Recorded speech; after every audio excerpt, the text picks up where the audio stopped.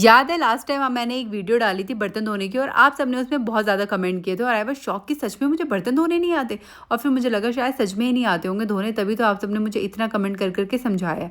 फिर मैंने देखा कि उसमें सबसे ज़्यादा कॉमन क्वेश्चन कौन सा है, फिर उसमें देखा कि मैंने कि आप सबने बोला है कि बर्तनों को कुछ इस तरीके से धोते हैं कि पहले सारे बर्तनों की गंदगी को एक बार निकाल लेते हैं, उसके बाद अपने सिंक को अच्छे तरीके से सम चमका देते हैं। चमकाने के बाद आपको सारे बर्तनों में साबुन लगाना है और उसके बाद एक एक करके अपने बर्तनों को खंगालना है। अब बात आती है कि मुझे बर्तन धोने क्यों नहीं आते। तो मैं शादी से पहले बर्तन नहीं धोया करती थी। शादी से पहले मेरी मम्मी सारा काम कर लेती थी, सिर्फ मेरा काम होता था खाना बनाने का। खाना मैं बहुत अच्छे से बना लेती थी, मुझे खाना बनाने में मज़ा आता है तो मैं बहुत इंटरेस्ट से कर लेती थी और मेरी मम्मी को खुशी इस बात की होती थी कि मेरी बेटी ने खाना बना लिया, मुझे अब सिर्फ बर्तन धोने हैं। तो बर्तन धोने का कभी प्रेशर पड़ा नहीं है। अगर शायद मैंने अपने घर पे भी धोए होते तो शायद 4 जूते मैंने वहाँ पे भी खाए ही होते या कुछ ना कुछ तो मुझे सुनने को मिल ही जाता। बट वहाँ पे मैंने ये काम किया नहीं। बात आई शादी के बाद की, तो यहाँ पे श्याम ने कभी इतना ध्यान दिया नहीं कि मैं कैसे धोती हूँ कैसे नहीं धोती हूँ। उनको बस लिख जाता था कि हाँ साफ़ सुथरे हैं बर्तन।